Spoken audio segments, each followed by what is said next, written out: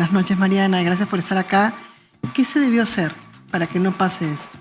Bueno, cuando empezaron las lluvias en enero y febrero, que ha sido un año de lluvias totalmente anormal y de calor totalmente anormal, hemos debido empezar a prepararnos para lo que se veía venir, que era epidemias de dengue o de virus relacionados, porque estamos en un país donde el dengue es endémico y en el norte el dengue es endémico.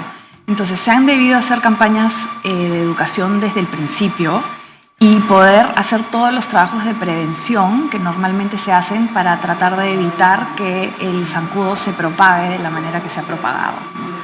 Una de las cosas que, digamos, estudia tu laboratorio Genómica en la Católica es los tipos de dengue y qué se puede hacer. ¿Cuántos tipos de dengue tenemos en el Perú? Sí, a ver, en el Perú y en el mundo existen 4 serotipos diferentes de dengue. Eso lo que quiere decir es que a uno le puede dar dengue hasta 4 veces en su vida. Entonces, cuando te da la primera vez, vas a desarrollar inmunidad contra ese serotipo, pero esa inmunidad que desarrollas no necesariamente es neutralizante contra las otras 3 variedades que todavía existen, con lo cual te puede volver a dar hasta 3 veces más. Y lo que sabemos, basado en evidencia científica, es que cada vez que te da dengue, una infección adicional, tienes más probabilidad de que los síntomas que tengas sean un poco más severos. Entonces, por eso es que esta enfermedad, digamos, es algo que la tenemos que tener controlada, porque lo que queremos es prevenir las formas serias de la enfermedad, el dengue hemorrágico y el dengue shock, que de verdad pueden llevar a las personas a la muerte, como hemos estado viendo en Piura sobre todo. O sea, el dengue shock y el dengue hemorrágico, estamos hablando de gente que tiene ya comorbilidades, como era el COVID, digamos. A ver, las manifestaciones de la enfermedad tienen un rango, ¿no? En un extremo tienes personas que son completamente asintomáticas, que pueden estar infectadas y que ni siquiera se dan cuenta de que tienen dengue porque no tienen síntomas. De lo que tú estás hablando, que es el shock y el dengue hemorrágico, son las manifestaciones más serias de la enfermedad, y esas manifestaciones se dan, digamos, por una serie de factores. Puede ser una combinación del estado de salud de la persona, qué tan fuerte es su inmunidad, el tipo de dengue que le da, porque hay algunos que son un poco más virulentos que otros, y también si esta es su primera infección, su segunda infección o su tercera y cuarta infección. Entonces, con cada infección subsiguiente, los síntomas por lo general son un poco más severos. Una de las cosas que también, digamos, cómo hace que haya asintomáticos, hace que también haya gente que no sepa cómo reconocer cuando tiene el dengue, porque incuba, te da fiebre, pero puedes confundirla con otra enfermedad. ¿Cómo instruir a la gente para saber si es o no dengue lo que tienes? A ver, los síntomas del dengue clásico son muy conocidos y, digamos, al margen de con cuál serotipo de dengue estás infectado, 1, 2, 3 o 4, vas a tener los mismos síntomas en el dengue clásico, que son fiebre, por eso se llama la fiebre del dengue, dolor de cabeza. Por lo general, el dolor de cabeza está concentrado atrás de los ojos. Vas a tener malestar general, dolor en todo el cuerpo, muchísimo dolor en los huesos. Y en muchos de los casos las personas también desarrollan un sarpullido, que son como unas mini hemorragias, pero que se manifiestan como un sarpullido. Ese es el dengue clásico, ¿okay? El dengue con signos de alarma, que viene a ser el dengue hemorrágico y el dengue shock, es cuando las personas empiezan a sangrar, que puede ser de manera visible, les puede sangrar la nariz, a veces pueden sangrar por el ano, pero muchas veces las hemorragias son internas y a veces se manifiestan con muchos dolores abdominales que pueden incluir vómitos. A veces también somnolencia, como que la persona está cansada y se quiere acostar. Y las hemorragias vienen de manera interna, a veces son visibles. Tú puedes ver, por ejemplo, moretones extensos si la hemorragia es una cosa superficial. Pero lo que preocupa mucho es cuando hay un sangrado interno que hace que los órganos no funcionen bien y las personas esencialmente se mueren de shock. Y una de las cosas que hemos visto es que al no reconocerlo tan rápido se producen este grado de muertes que ya hace 6 brotes no teníamos este grado de muertes, ¿no es cierto? ¿Qué debería haber hecho el gobierno, no ha hecho para evitar que caigamos de nuevo en otra endemia como nos pasó con el COVID-19, Mariana? Sí, mira, a ver, el tema del dengue es completamente diferente que el tema del COVID, porque el tema del COVID era una enfermedad nueva que no conocíamos. El dengue lo conocemos. Somos un país donde el dengue es endémico desde hace muchísimos años, sobre todo en la selva y en la costa norte. Entonces, sabemos qué cosa es lo que hay que hacer. Lo que ha pasado este año es que el ciclón Yaku y el cambio climático y las lluvias nos han agarrado en un momento también donde creo yo que ha habido mucha turbulencia política, donde ha habido cambio, y el gobierno no ha estado poniéndole atención al tema de salud y lo que se debió hacer, que eran, digamos, empezar a hacer trabajos de drenaje de agua, de campañas de educación para que la gente sepa cómo eliminar los criaderos, reconocer los síntomas, etcétera, etcétera. Ese trabajo de prevención y de educación no se ha hecho. Entonces, las lluvias, sobre todo en el norte, han agarrado a la población completamente desprotegida y desprevenida. El agua no ha tenido dónde drenar. Eso ha seguido, han habido deslizamientos, ¿no? Los cauces de los ríos en algunos casos se habían desviado y ya no llegaban al mar. Y la precariedad de los hogares se ha incrementado sustantivamente. O sea, hay mucha gente que ha perdido su casa. Entonces, si tú tienes a más personas viviendo en una situación de precariedad, donde además hay agua por todos lados, ya sea por las lluvias o porque ahora perdieron su casa y ahora tienen que almacenar agua para su uso personal. Entonces lo que estás haciendo es aumentando los criaderos por todos lados. Y el zancudo del dengue es un zancudo que le gusta estar donde están las personas y dentro de los hogares. Es un zancudo completamente urbano. Entonces, si tienes agua por todos lados y criaderos por todos lados y dengue, entonces las personas se van a infectar. Y una de las cosas, hay detalles en los hospitales de Piura, donde la gente está con mosquiteros. Correcto. Pero no es para la gente, sino, Sí. ¿puedes explicarnos por qué hay mosquiteros entre cama y cama en Sí. los hospitales en el norte? Sí, porque, a ver, mira, el ciclo de vida del zancudo es como de 2 meses más o menos, ¿ok? Entonces, durante ese ciclo de vida, la zancuda, porque las que pican son las zancudas, las zancudas necesitan tomar sangre para poder poner sus huevos. Okay. Entonces, la zancuda se va a contagiar del dengue al picar una persona que está infectada con dengue. Y luego, después de unos días, puede ir y picar a otra persona que está sana y ahora le va a transmitir la enfermedad de la persona que estaba contagiada, se contagia el zancudo y ahora contagia a una persona nueva. Entonces, los mosquiteros en los hospitales son para proteger a los zancudos, que podrían estar limpios, de que no se contagien de las personas que están infectadas y que luego vayan, no sé, a cuartos aledaños o a secciones aledañas o a casas aledañas, porque el mosquito se va a mover de 50 a 100 metros y piquen a gente que no está infectada y así propaguen la infección. Está para la zancuda. Para las zancudas, exactamente, para las zancudas. ¿Qué tipo de trabajo se hace, digamos, en genómica para seguir estos tipos de dengue y saber exactamente cuál es el que más o menos tiene un país? Cuéntanos un poquito del trabajo en un laboratorio como el tuyo. Sí, a ver, el trabajo se hace en muchos niveles diferentes. O sea, nosotros en el laboratorio somos expertos en el tema del diagnóstico y el secuenciamiento genómico para saber, digamos, cuáles son los tipos de dengue que están circulando, si han mutado, si no han mutado, y eso nos permite ver, digamos, cómo es que el virus está evolucionando, ¿okay?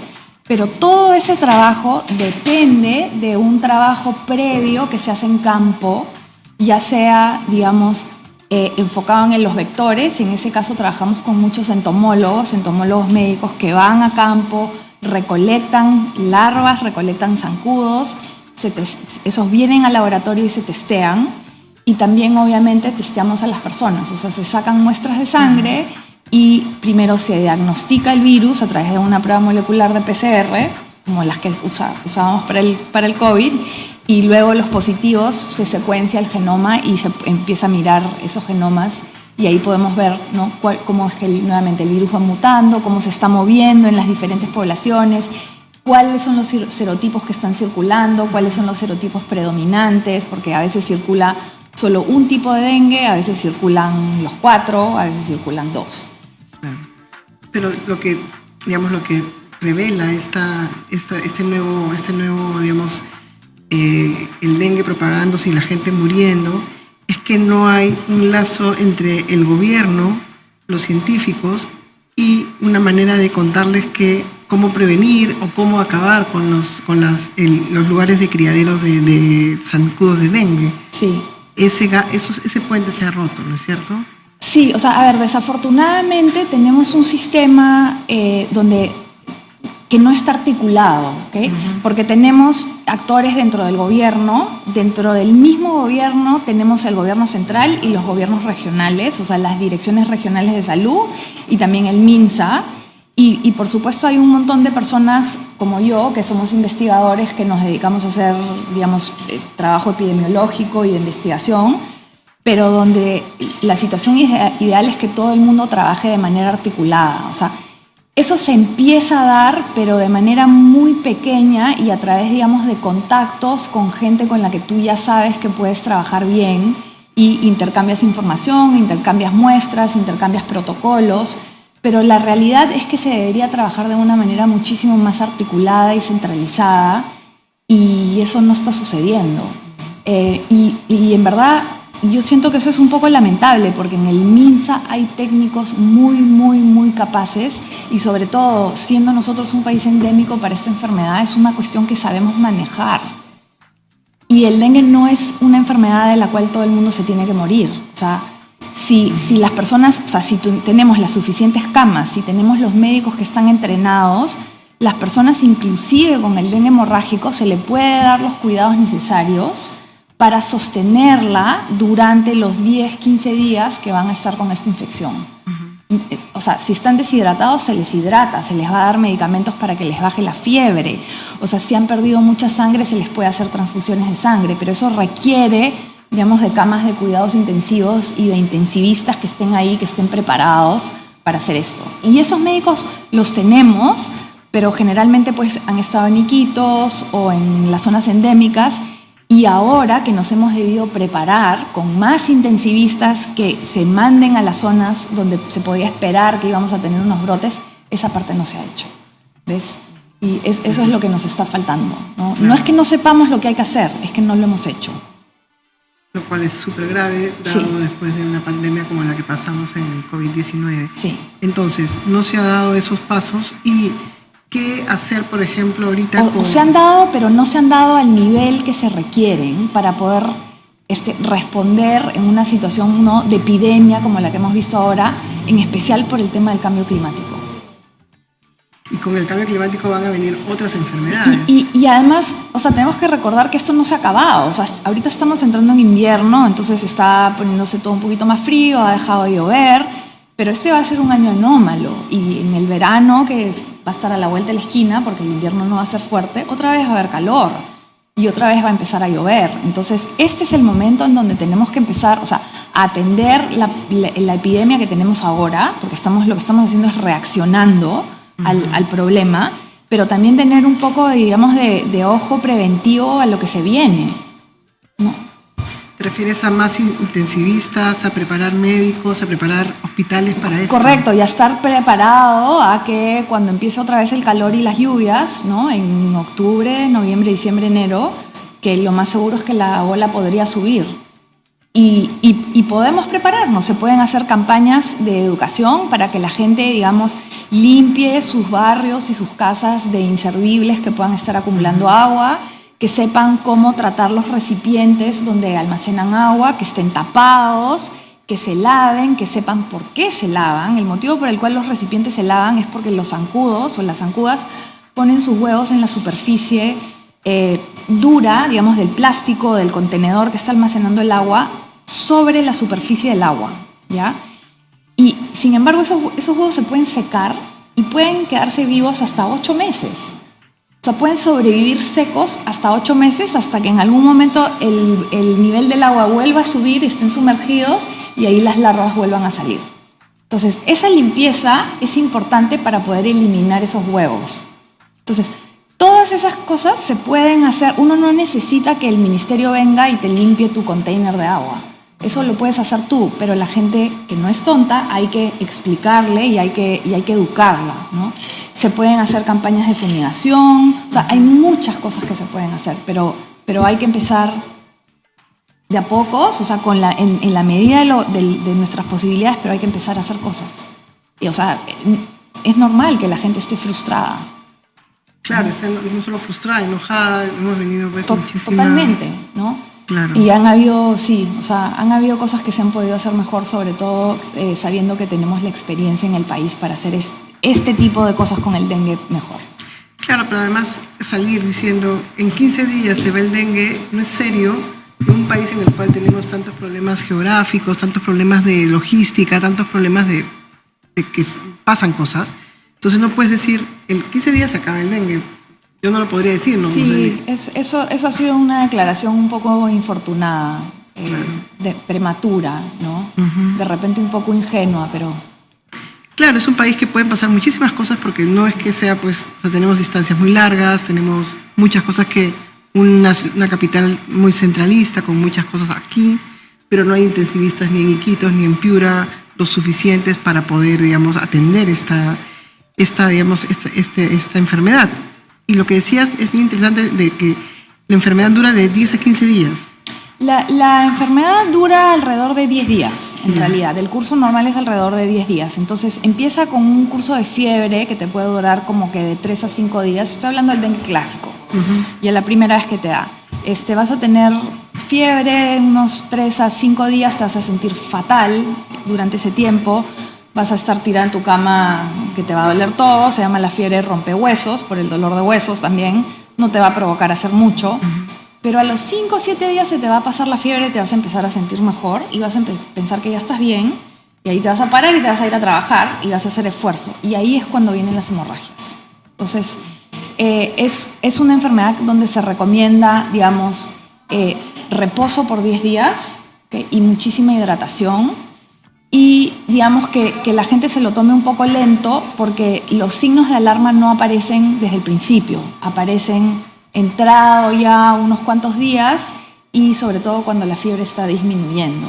Entonces se le pide a las personas que estén muy, digamos, conscientes de cómo están evolucionando y que no estén apuradas por pararse a hacer esfuerzos físicos, porque ahí es cuando pueden venir las hemorragias. Y bueno, obviamente si este es tu segunda o tercera infección y estás con una manifestación mucho más seria, la hospitalización es totalmente recomendado que estés bajo la observación de un médico. ¿Por qué las vacunas no se recomiendan en el Perú contra el dengue? Ya, me alegro que me hayas hecho esa pregunta porque lo de las vacunas es súper controversial. Yo obviamente soy totalmente pro vacuna, creo que son una herramienta maravillosa para combatir muchísimas enfermedades. Sin embargo, las vacunas del dengue son un poquito complicadas por el tema de que hay 4 serotipos diferentes de dengue, o sea, 4 virus que son genéticamente distintos, pero que te dan los mismos síntomas. Y las vacunas que tenemos actualmente no sirven, o sea, no son 100% efectivas contra las 4 variedades. Son buenas contra algunos serotipos, mejor que contra otros. Entonces, lo que hemos visto en los estudios clínicos y basado en investigación científica es que para las personas que no tienen inmunidad contra dengue, es decir, que nunca han tenido una infección con dengue, las vacunas pueden, digamos, suscitar una reacción inmune que no es completa, o sea, es decir, no es contra los 4 serotipos. Entonces, al ser una reacción parcial, te pone en riesgo elevado de que cuando te dé naturalmente más adelante, puedas desarrollar las formas severas de la enfermedad. Entonces, por eso es que las vacunas sí están recomendadas y sirven sobre todo para proteger, digamos, a la persona de las manifestaciones serias de la enfermedad, siempre y cuando ya hayan tenido dengue antes. Entonces, si ya has tenido dengue antes, sí se recomienda que te vacunes, pero si no, no. Cuéntanos, en noviembre es el el Congreso Mundial del Dengue que se realiza en Perú y que sí, Mariana está entre las organizadoras. Cuéntanos de ese evento, sí, que claro, me imagino que por eso se hace en el Perú. Bueno, estamos en la 7ª edición de este congreso. Es el Congreso Internacional de la Red Panamericana de Investigadores en Dengue, que se llama el Pan Dengue Network. Nos pueden encontrar en Network, ya saben. Pandengue.net. Y en realidad, o sea, es un congreso científico, académico, internacional, que se ha hecho previamente en diferentes partes del mundo. Ha estado en Brasil, en Estados Unidos, en México, en Colombia. Ya tocaba que viniera a Perú porque lo queremos mover. Ha estado en Panamá, lo queremos mover en países donde el dengue es endémico. Y en verdad lo íbamos a hacer en abril del 2020. Lo teníamos todo organizado para abril del 2020 y lo tuvimos que cancelar por la pandemia. Entonces lo hemos movido ahora, va a ser del 13 al 16 de noviembre. Yo invito a la comunidad a que por favor vayan. O sea, nuevamente, es un congreso académico, pero vienen investigadores top en dengue y en enfermedades relacionadas de todas partes del mundo.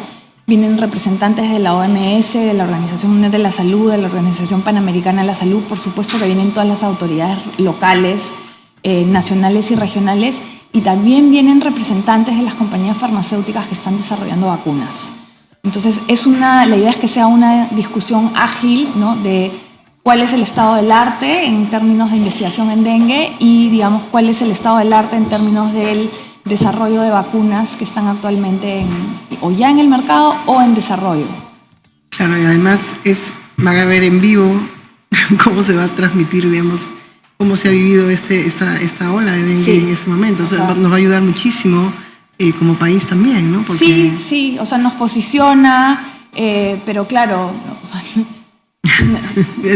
no queremos tener pues el récord de muertes y de epidemias que tenemos y sobre todo para algo que, o sea, los brotes no los podemos prevenir, pero una vez que brotan sí los podemos manejar para que no se expandan al nivel que se están expandiendo. Pandengue.net, ¿no?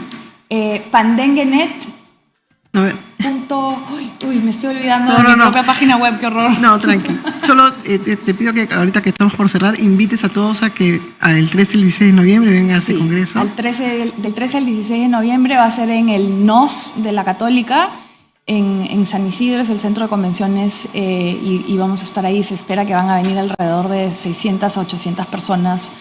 Nuevamente, investigadores en dengue y autoridades nacionales, internacionales y compañías farmacéuticas dedicadas al desarrollo de vacunas contra este virus que es el que más mata, es el virus que más muertes causa a nivel mundial. Muchísimas gracias, Mariana. Mariana Leguía, directora de Genómica, estuvo en Nativa Fondo. Muchísimas gracias por la entrevista y hasta la próxima. Gracias a ti, Paola.